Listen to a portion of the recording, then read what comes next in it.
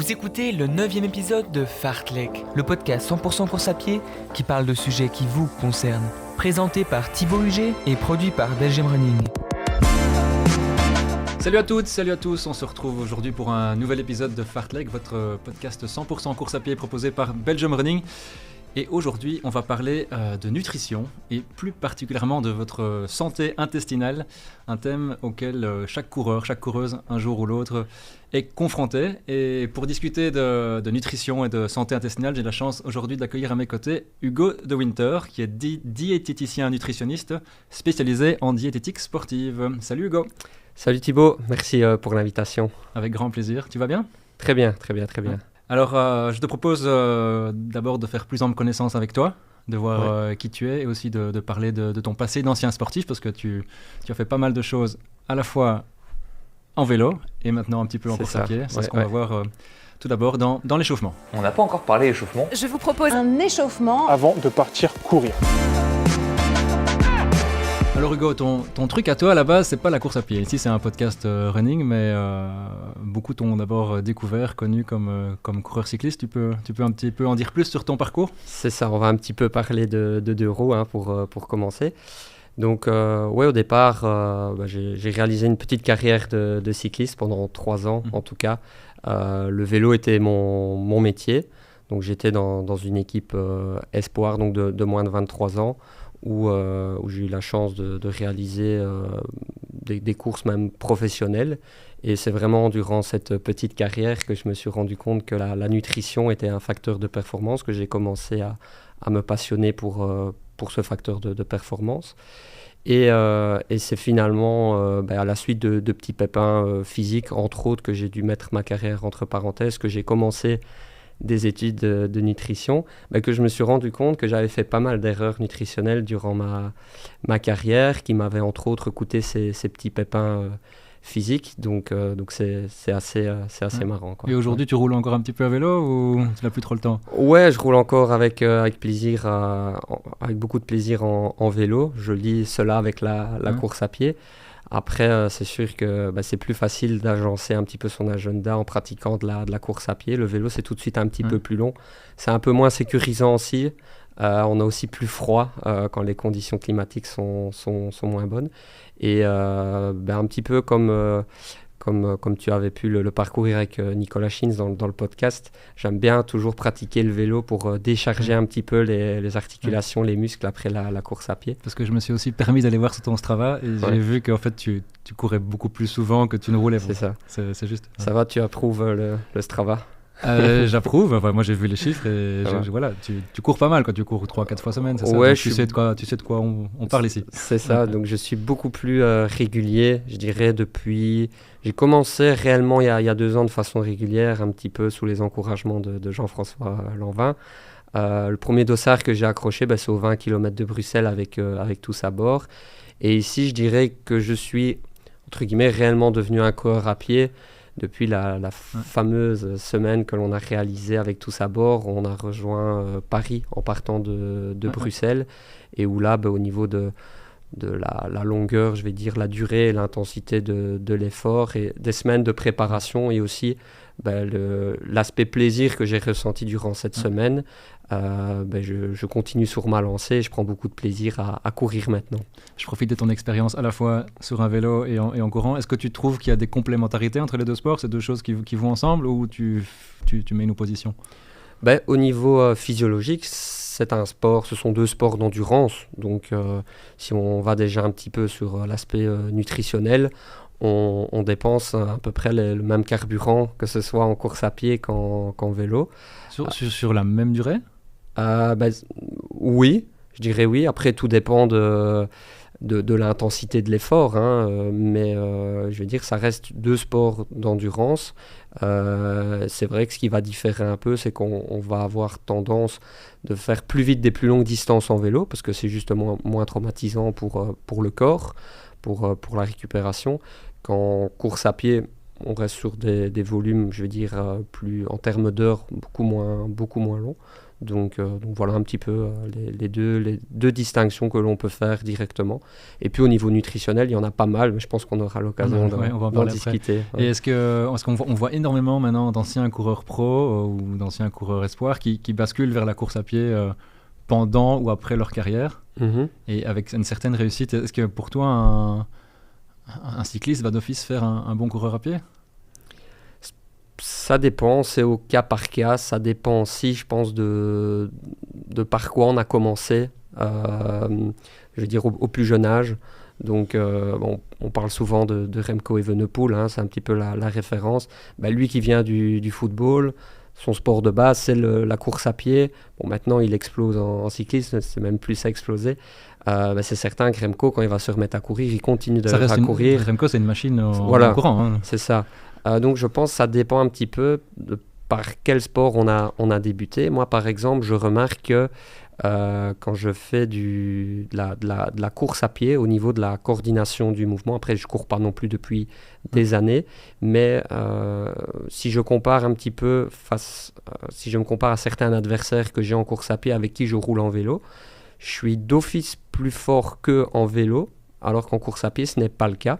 Pourtant, on est à peu près sur le même type d'effort. La durée en vélo n'est pas spécialement plus élevée. Et je pense que je suis tout simplement plus fort en vélo parce que j'ai commencé par le vélo. Et eux sont plus forts que moi en course à pied parce qu'ils ont commencé par la course à pied, quoi. Donc, ça dépend un petit peu de par, je pense, quel sport on a commencé et depuis combien de temps on pratique ce sport. Okay. Ouais. Et au niveau de la diététique, ta spécialité, est-ce que les conseils que tu vas donner à des coureurs qui viennent te voir ou à des cyclistes qui viennent te voir, ce seront globalement les mêmes ou alors on est dans des choses tout à fait différentes? On est quand même sur la même chose. Donc, comme je le disais, le carburant utilisé, il est le même, que ce soit en vélo, en course à pied, juste la longueur qui va un petit peu être différente en vélo. Mais le carburant, ce sera apporter un maximum de glucides, bien s'hydrater. Donc ça, c'est la même chose pour les deux sports. Par contre, la grande différence, et je pense que ce sera vraiment la thématique de oui, j'y viens, c'est les troubles digestifs. Voilà. Parce qu'on a d'un côté un sport qui est porté, il n'y a pas de choc. Le cyclisme, c'est relativement doux, dans le sens où il n'y a pas de... On ne vient pas taper le sol avec ses pieds comme on le fait à chaque foulée en courant. Donc, j'imagine qu'il y a moins de troubles digestifs. Tu vas me confirmer sans doute. Ouais, je te confirme à 100%. Là où souvent le cycliste il vient me voir en consultation en me demandant soit de s'affûter ou de prendre un petit peu de masse musculaire ou d'être plus performant. Dans la majorité des cas, le coureur à pied il vient me voir en consultation. C'est pour éviter les troubles digestifs parce que la course passée, il a vomi. La course d'avant, il avait mal au ventre et la course d'avant, il avait eu envie de déféquer, quoi. Donc voilà. Les mots sont dits. Allez, on rentre dans le vif du sujet et je te propose vraiment de parler de la santé intestinale du coureur à pied. C'est ce qu'on va faire dans les intervalles. Vos séances de qualité intervalles. Des intervalles. Intégrer des intervalles. La durée des intervalles, le nombre de répétitions, le nombre de séries. Alors voilà Hugo, quelques questions cash pour commencer. Tu me réponds chaque fois par bonne idée, mauvaise idée. Et tu peux donner quelques explications si tu veux. Je vais commencer par première affirmation. Est-ce que manger plus que d'habitude avant une course à pied, avant d'aller faire une course, c'est une bonne chose? On se dit, je vais courir donc je mange plus avant. Bonne chose, mauvaise chose? Bonne chose. Après, il faut nuancer. Ça dépend de la course à pied qui va suivre après. Ouais, je voulais te dire, est-ce qu'il faut se remplir l'estomac parce que comme on va dépenser 3000 calories, on va manger 3000 calories avant. C'est un peu ça que je voulais dire. Ouais, bonne idée, parce qu'on est toujours dans une optique, peu importe les sports, d'essayer de compenser le déficit énergétique créé durant l'activité physique pour être sûr de bien récupérer au niveau musculaire, même au niveau cognitif, au niveau mental et pour dire aussi de pouvoir réattaquer un effort le lendemain. Après, il n'y a pas qu'avant qu'on peut s'alimenter, il y a pendant et il y a après aussi. Donc, je pense qu'il faut laisser aussi le temps de digérer. C'est ça. Ouais. Je vois où tu veux en venir. Donc, c'est sûr qu'il y a des conditions, on peut bien s'alimenter avant. Le but, ce sera de constituer des réserves d'énergie assez importantes, notamment quand on prépare un marathon ou un ultra raid.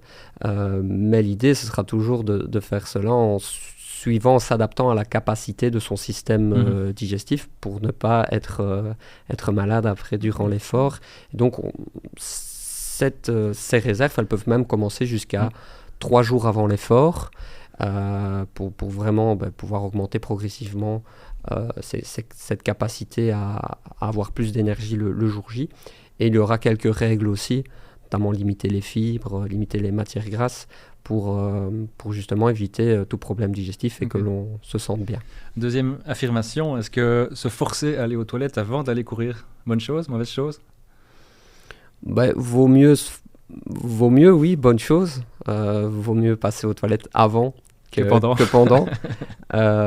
Parce que ça peut d'office être pas très agréable si on sent que l'on doit aller aux toilettes pendant la course, et surtout si on veut faire un chrono ou quoi, si on s'arrête pendant la course, le chrono serait un petit peu sera pas top.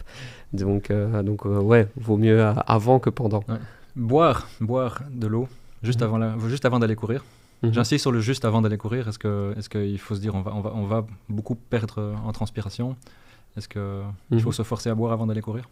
Bonne chose, très important de bien s'hydrater, surtout pour les coureurs qui vont souvent s'entraîner à jeun, parce que là on n'a plus bu depuis la veille au soir, donc important de bien réhydrater l'organisme avant d'aller courir.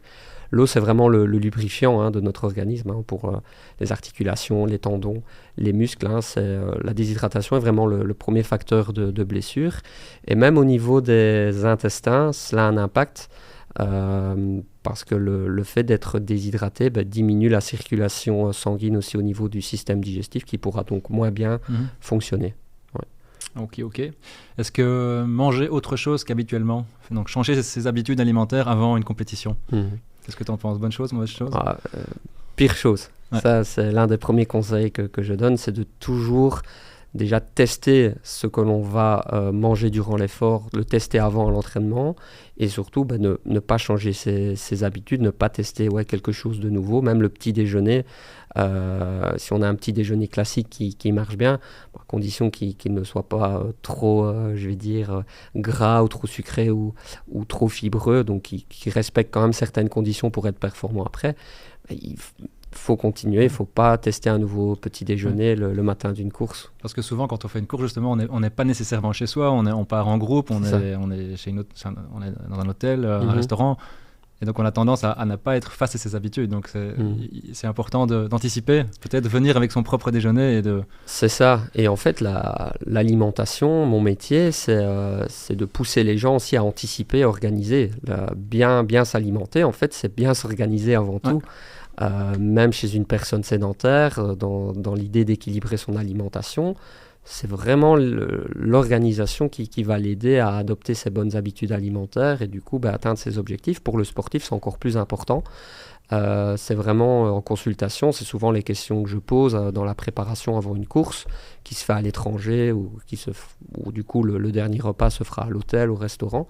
C'est de connaître les horaires de course, dans quel type de restaurant le sportif va manger, dans quel hôtel il réside, le petit déjeuner, comment ça va se passer, pour vraiment bien adapter cela et essayer de simuler cette situation à l'entraînement, même quand le sportif est à la maison, au niveau des horaires, au niveau de ce qu'il va retrouver à l'hôtel, de ce qu'il risque de retrouver, pour vraiment être serein le jour J et être performant. Anticiper, organiser.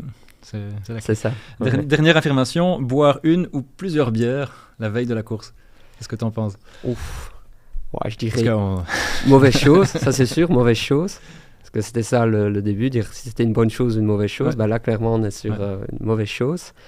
Tout dépend aussi de l'objectif. Bon, si on est dans une course un peu plaisir, où on ne va pas spécialement se donner à fond, pourquoi pas une petite bière la veille de l'effort si on est en plus, pour des raisons familiales ou sociales, que l'on va un peu profiter de sa soirée, pourquoi pas. Je l'avoue, par exemple, la veille des 20 km de Bruxelles, après la semaine parcourue avec tous à bord, on était tous ensemble. Moi, j'ai bu ma petite bière, je l'avoue. Ça m'a fait du bien. Après une semaine, après un périple comme celui-là. Maintenant, si on veut être performant, qu'on veut vraiment atteindre un chrono le lendemain, mieux vaut éviter l'alcool. On dit l'idéal jusqu'à 3 semaines avant l'effort. Et pourquoi? Parce que l'alcool déjà va diminuer la capacité va entraver un peu la qualité du sommeil. Donc je pense qu'on l'a tous expérimenté aussi. Quand on a une soirée un peu alcoolisée, le sommeil est de moindre qualité. On s'endort facilement, mais je pense qu'on a tous pu remarquer qu'après les réveils nocturnes sont nombreux et au final on se réveille le lendemain matin, même si on a dormi longtemps, on est fatigué. Ça diminue aussi les capacités aérobies de récupération. Donc à éviter aussi, ça acidifie l'organisme également, donc ça favorise le risque de blessure. Et l'alcool est hypoglycémiant également. Donc dans une idée, on en parlait justement de constituer des réserves d'énergie avant un marathon ou une épreuve, même un semi-marathon ou quoi que ce soit. L'alcool va finalement empêcher le stockage des glucides, donc ça c'est quand même dommage, quoi. Okay. Maintenant, après la course, c'est différent. On en parlera peut-être après. Ouais, on en reparlera après. Là, voilà, on a pointé le fait qu'il fallait s'organiser, anticiper, éviter de boire de l'alcool. Est-ce que tu vois d'autres grosses erreurs alimentaires que les coureurs, pas nécessairement les athlètes de haut niveau, mais que les coureurs peuvent faire et font Je réfléchis un petit peu. C'est vrai qu'on a déjà un petit peu passé en revue pas mal de choses. Ouais. Sinon on y reviendra, mais ces erreurs justement, c'est quoi le risque quand on fait des erreurs alimentaires? Qu'est-ce que on met en danger sa santé intestinale, on risque de moins performer. C'est quoi le danger d'avoir des mauvaises habitudes alimentaires, enfin des dangers entre guillemets, Typiquement, si on se concentre sur la course du lendemain ou du jour même, c'est de devoir arrêter son effort. Je le disais, il y a des statistiques qui le montrent, notamment dans les marathons. Il y a des études qui ont été réalisées pendant des marathons où sur l'ensemble des participants, 30% avaient connu des problèmes digestifs. Donc ces gens-là arrêtent, pas parce qu'ils sont fatigués, parce qu'ils ont une blessure, parce qu'ils ont des troubles digestifs. C'est ça, uniquement à cause des problèmes de digestion. Donc 30% sur un marathon qui avait été vraiment ciblé. Savoir que les troubles digestifs qui avaient été révélés étaient l'envie de déféquer, des nausées, surtout des maux de ventre. C'est vraiment les maux de ventre, des ballonnements qui arrivent en premier lieu. Et alors, assez intéressant sur ce marathon, la majorité de ces petits soucis intestinaux étaient arrivés dans les 5 derniers kilomètres. Donc ça montre que la durée de l'effort a un impact là-dessus. Et alors, il y a une autre étude là, qui avait été réalisée en 2015 sur un ultra de 161 km, où là, c'était 67% des participants qui avaient connu un problème digestif. Sans pour autant devoir abandonner.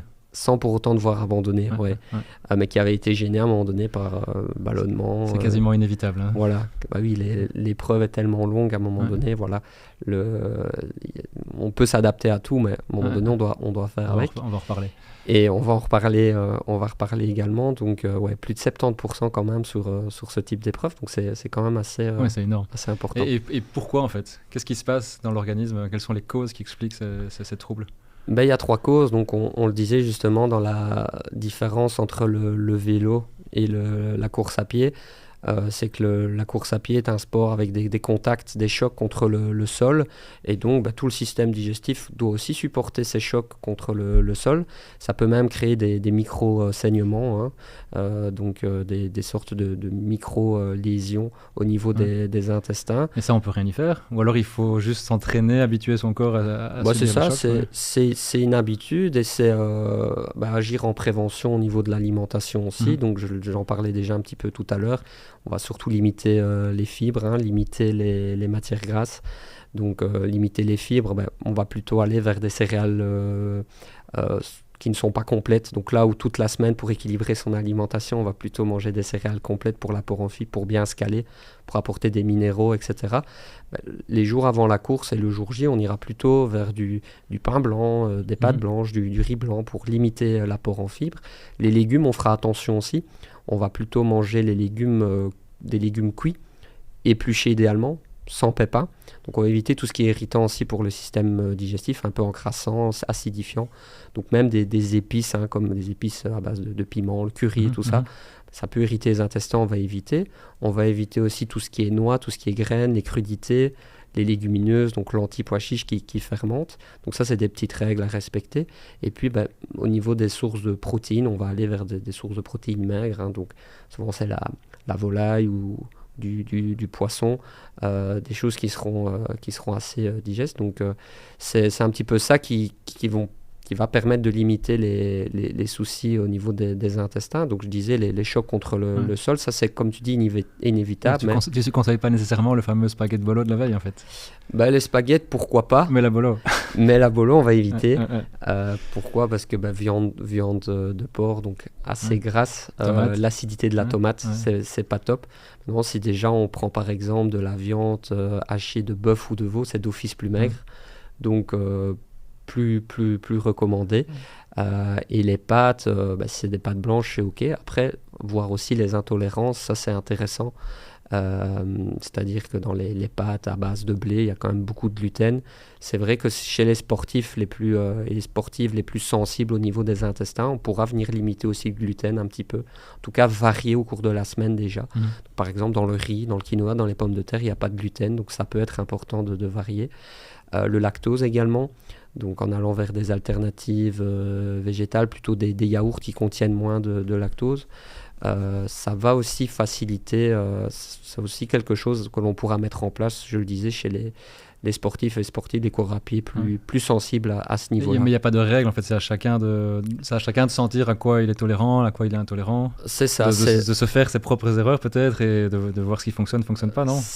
Exactement, c'est vraiment intéressant parce qu'à un moment donné, si on fonctionnait de la même façon avec tout le monde, on créerait trop de restrictions et ça, c'est pas le but non plus, quoi. Il faut quand même qu'il y ait du plaisir et à un moment donné, si on mange plus du tout de lactose et gluten, pour prendre cet exemple-là, on pourra plus rien manger non plus, quoi. Enfin, en grande partie, même s'il y a toujours moyen de trouver des alternatives. Donc c'est vraiment notre rôle en tant que diététicien, spécialiste de l'alimentation, c'est aussi d'agir au cas par cas, d'individualiser le suivi, les plans alimentaires pour que ça convienne vraiment à la personne que l'on a en face de nous, quoi. Okay. Ouais. Je te parlais des causes, donc on va y revenir. On parlait des causes mécaniques, donc les chocs à répétition. C'est ça. Il y a d'autres choses qui peuvent expliquer pourquoi on a des troubles alimentaires. Du coup, on est parti direct sur l'aspect alimentation. On a enchaîné, c'était intéressant. Donc, il y a une histoire aussi de débit sanguin dans exactement. Oui. Exactement. Donc la deuxième cause, c'est vraiment l'ischémie, causée par l'effort. Donc l'ischémie, c'est quoi? C'est l'absence d'apport en oxygène à nos muscles. Donc le but de notre organisme, ce sera durant l'effort d'apporter de l'oxygène à nos muscles qui sont en activité. Donc en l'occurrence, en course à pied, les muscles des membres inférieurs. Et donc le cœur, il va pomper le sang pour envoyer un maximum de sang oxygéné dans nos jambes, dans nos muscles, dans nos mollets, ce qui va limiter la circulation du sang justement dans les muscles du système digestif et ce qui limitera justement la capacité de notre système digestif à digérer les aliments.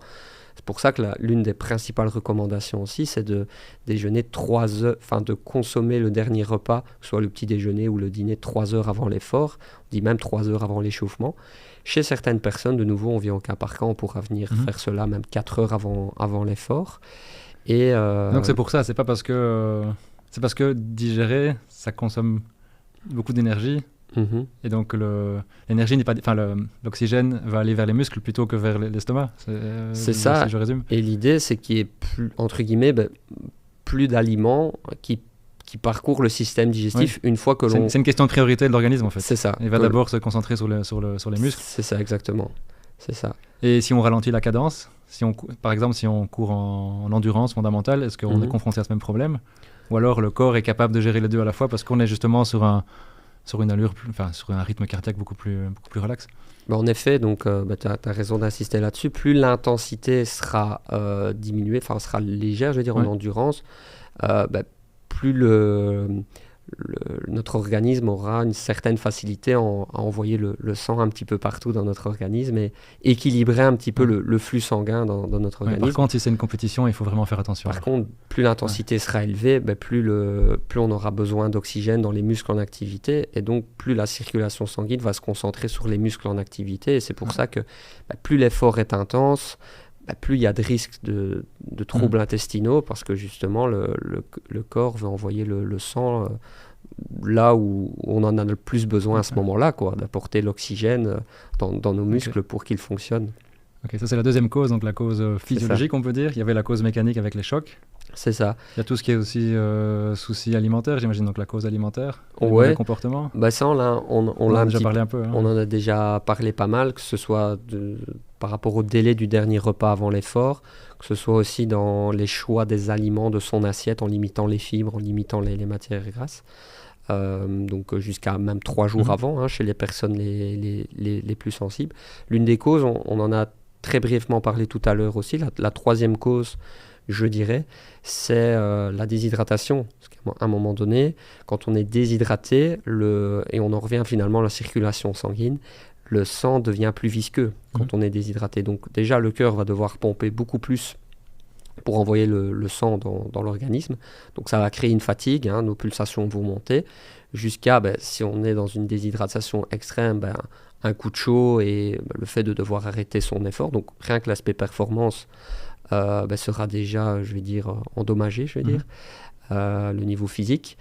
Et aussi, du coup, au niveau digestif, parce que si le sang est plus visqueux, il circulera moins bien aussi au niveau du système digestif, donc moins d'apport en oxygène au niveau des muscles du système digestif. Et donc, de nouveau, on en vient au même problème, le fait que le travail de notre système digestif sera beaucoup moins efficace. Ouais.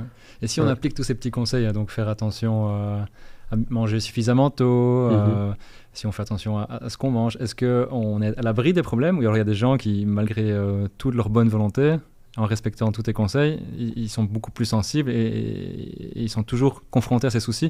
Est-ce que ça existe? Et si dans ces cas-là, est-ce que dans ces cas-là, ces gens-là, on leur déconseille carrément de courir? Ouais, ça, je pense qu'on n'ira jamais jusque-là parce que ça reste quand même du sport, c'est important aussi pour d'autres paramètres de santé. C'est sûr qu'il y a des personnes qui sont très très sensibles et là, l'idée c'est vraiment de fonctionner étape par étape, par toutes les actions que je t'ai citées, donc limiter les fibres, limiter les matières grasses. Après, là, c'est vraiment là qu'on s'attaque souvent au lactose, au gluten aussi.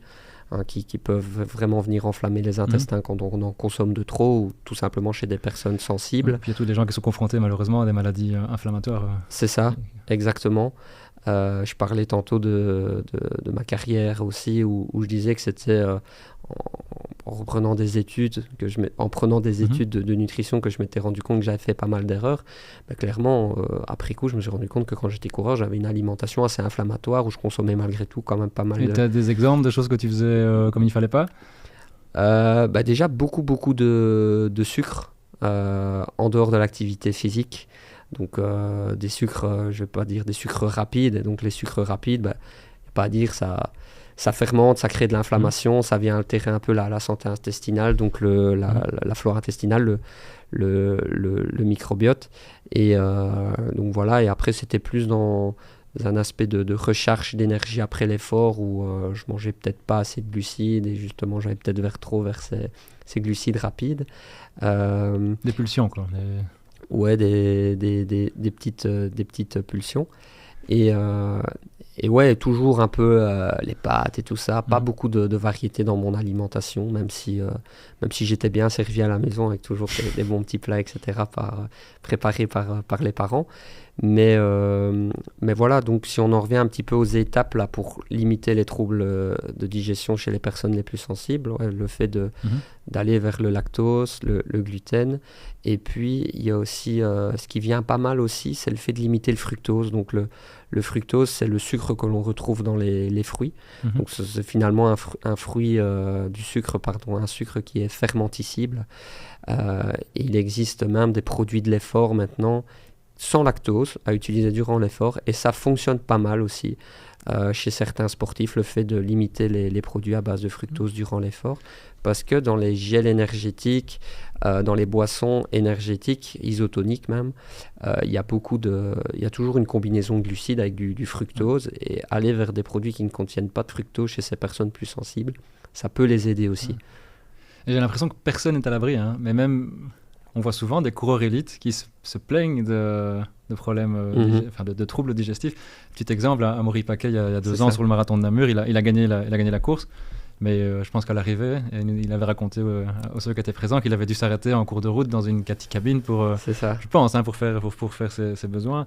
Et aussi l'exemple de l'ultra-trailer Jim Walmsley, l'américain qui avait gagné l'UTMB l'année passée, qui a cette réputation de partir à fond de balle et de vomir après 2 ou 3 heures de course. Donc c'est des exemples parmi d'autres. Il n'y a personne qui est à l'abri. Et est-ce que même les élites qui, eux, vont vraiment au bout d'eux-mêmes, donc ils sont dans une intensité beaucoup plus forte et qui savent vraiment, ils sont résistants à l'intensité, à la douleur, est-ce que ces élites ne sont pas même plus confrontées que les autres à ces troubles digestifs?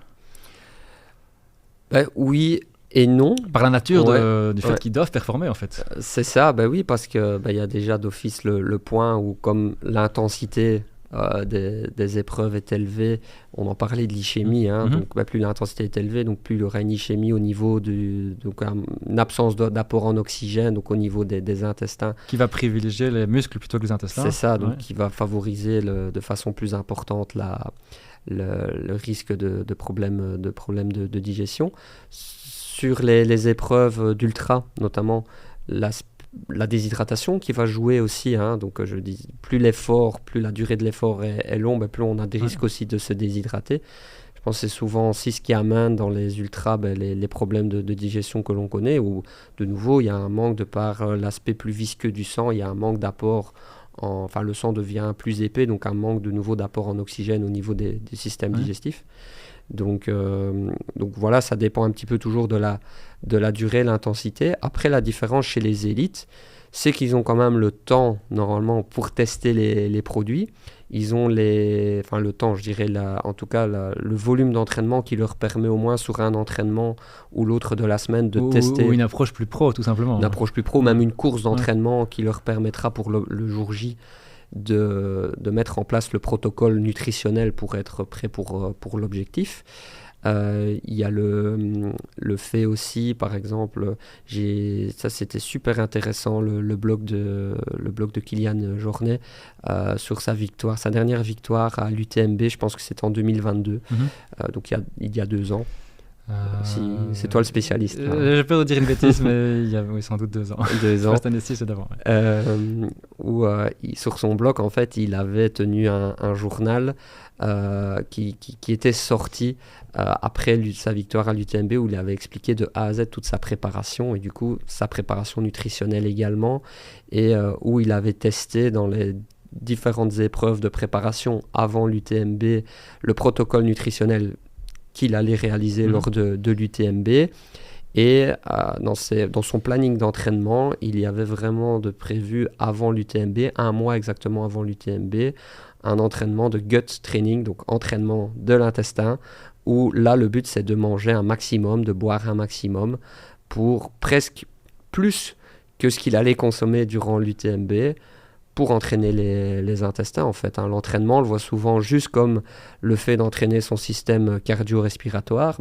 L'entraînement, il doit aussi être vu pour entraîner le système digestif, finalement. Ok. Est-ce qu'on parlait il y a l'intensité qui joue, et j'ai envie aussi de te parler de l'ultra-trail. Ouais. Donc, il y a la durée. Tu parlais d'hydratation, donc de manque d'hydratation qui va provoquer des troubles. Est-ce que c'est pas juste le fait de manger n'importe quoi tout au long de la journée? Quand on fait un ultra-trail, souvent, on se nourrit de gel, de barres, de céréales, et quand on fait ça pendant 10 heures, l'estomac il en peut plus. Est-ce que c'est pas ça finalement qui cause souci, ou c'est l'hydratation? Ou c'est les deux? C'est les deux. Donc c'est le fait que pendant un ultra, déjà on va devoir manger quand même beaucoup plus régulièrement, des aliments qui sont quand même beaucoup plus riches en énergie, que de nouveau si on ne les a pas testés avant, qu'on a beaucoup moins l'habitude de manger. Donc c'est un petit peu la succession de ces éléments qui vont faire qu'à un moment donné, ça coince dans un ultra. Après, il y a parfois un stade dans un ultra où le déficit énergétique est tellement important que j'ai déjà eu quelques témoignages où à un moment donné, le coureur ou la coureuse est capable de manger un hamburger ou une pizza et ça passe tellement le corps en fait en a besoin après de longues heures d'effort et pour combler ce déficit énergétique. Et à l'inverse, on entend toujours plein de gens qui disent « moi je suis plus capable d'avaler le moindre truc ». C'est ça. Comment ça se fait ça que on a besoin mais on n'y arrive plus? Pourquoi? À un moment donné, c'est les cellules intestinales qui sont plus capables d'assimiler ce que l'on donne de par tous ces aspects qui font qu'à un moment donné, le système digestif n'est plus irrigué, donc il n'y a plus d'apport sanguin, donc d'oxygène, et donc à un moment donné, il n'est plus possible d'assimiler ce que l'on ingère, quoi. Ouais. Ça permet de mettre des mots sur une sensation qu'on ressent tous, toutes et tous quand on fait ce genre d'effort. Là, on vient de parler du pendant la course, de l'avant la course, et j'ai envie dans la dernière partie du podcast de parler avec toi de l'après la course et voir ce qu'on peut faire après la course pour que tout se passe bien au niveau des intestins. C'est ce qu'on fait dans le retour au calme. Le retour au calme. Conseille un retour au calme de 5 à 10 minutes, comme celui qui va suivre. Alors Hugo, par exemple, je viens de terminer un ultra ou une course longue distance. Je suis à l'arrivée, qu'est-ce qu'il faut faire pour bien récupérer, pas au niveau musculaire, mais au niveau de l'intestin? Est-ce qu'il y a des trucs qu'on peut donner pour bien récupérer après la course? Ou il faut juste laisser le temps? Souvent, en plus l'effort est intense, plus il a été long, souvent il y a un effet un peu anorexigène, donc on a du mal à manger des aliments surtout solides après l'effort. C'est pour ça qu'on va aller plutôt vers du liquide.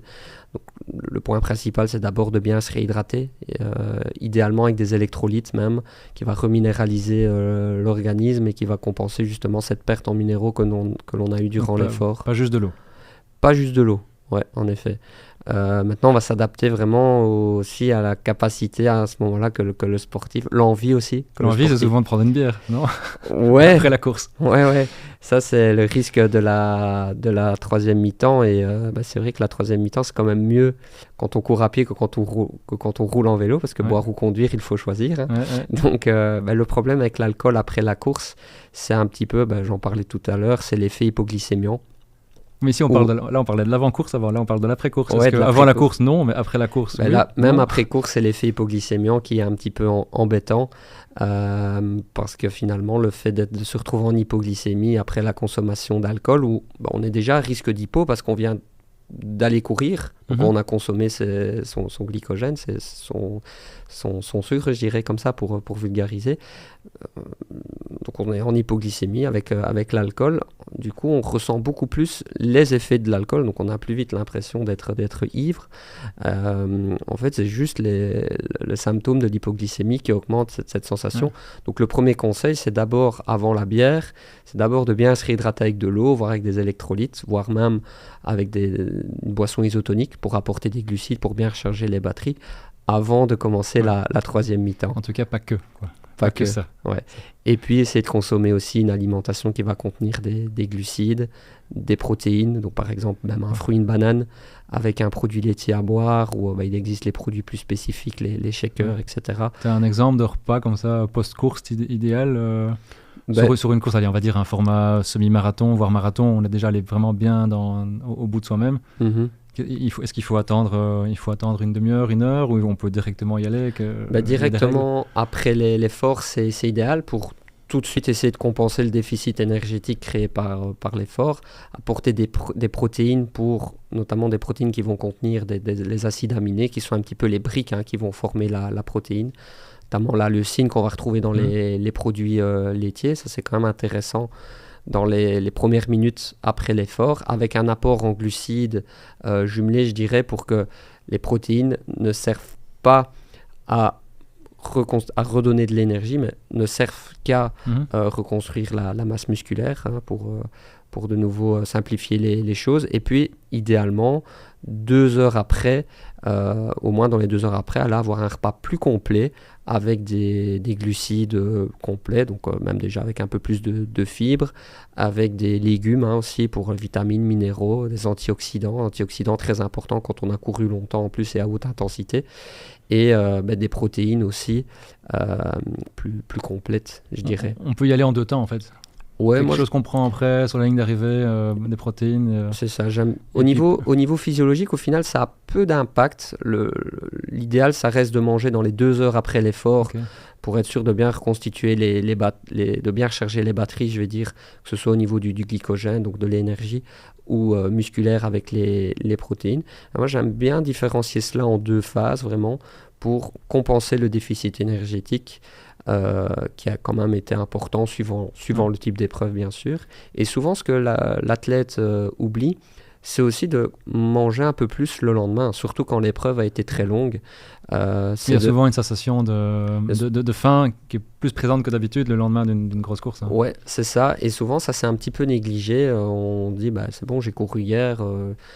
Si je consomme beaucoup le lendemain, je vais prendre du poids ou de la graisse. Non, en fait, il faut encore penser qu'on est en train de récupérer de la veille et c'est important de bien s'alimenter et de façon en apportant plus d'énergie que d'habitude. Ok. Il n'y a pas des aliments que tu déconseilles dans la foulée d'une course pour éviter justement les troubles ou des règles à respecter pour ne pas avoir de troubles dans la foulée d'un effort? Plutôt aller vers du liquide pour que ce soit plus facilement assimilé. On a vu, je repars un peu sur le 2 roues, mais en course à pied, je l'ai déjà vu aussi, les paquets de bonbons, de gomme sucrée après la course qui sont facilement assimilés aussi, parce que c'est facile à mastiquer, c'est un peu fruité, là c'est très sucré, donc c'est assez simple à manger après une compétition. Et ça fait plaisir généralement. Et ça fait plaisir, voilà, il y a toujours l'aspect plaisir qui est très important.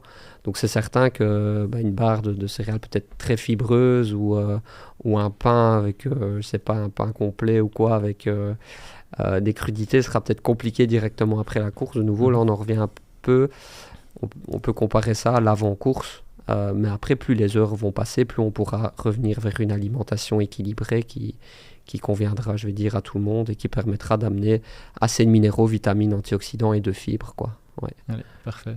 On a parlé un peu de l'avant-course et pendant la course, de l'après-course. Je pense qu'on a un peu fait le tour du sujet pour lutter contre ces troubles digestifs. C'est ça. Donc on arrive à la fin de cet échange. Merci Hugo, c'était intéressant et sympa. Merci à toi pour ta présence. Merci à toi surtout pour l'invitation et je pense qu'il y aura encore pas mal de choses à développer sur la santé intestinale, hein, notamment au niveau micronutritionnel.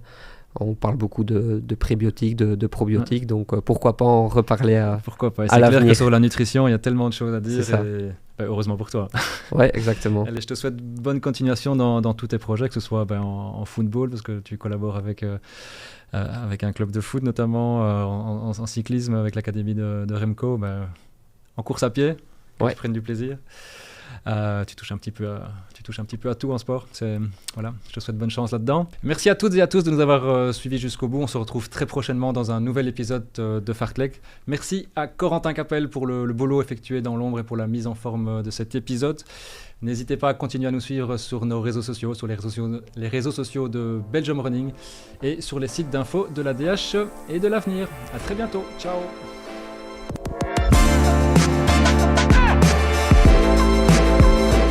Merci à tous d'avoir écouté ce podcast jusqu'au bout. N'hésitez pas à nous retrouver et nous suivre sur les différents réseaux sociaux, Facebook, Instagram ainsi que sur YouTube. À bientôt!